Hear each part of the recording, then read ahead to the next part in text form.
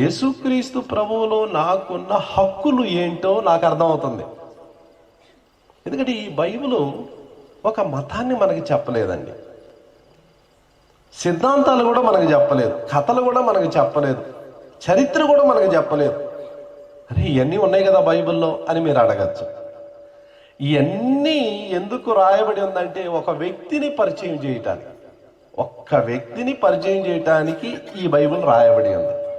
యోహాను సువార్త 5వ అధ్యాయము 39వ వచనం చదవండి.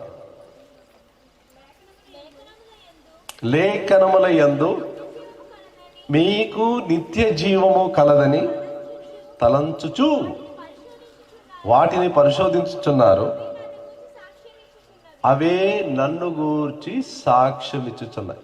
క్రీస్తును కేంద్రముగా కలిగి ఉన్న పుస్తకమే బైబిల్. క్రీస్తును కేంద్రముగా కలిగి ఉన్న పుస్తకం అంటే ఈ పుస్తకం ఒక వ్యక్తిని పరిచయం చేస్తుంది.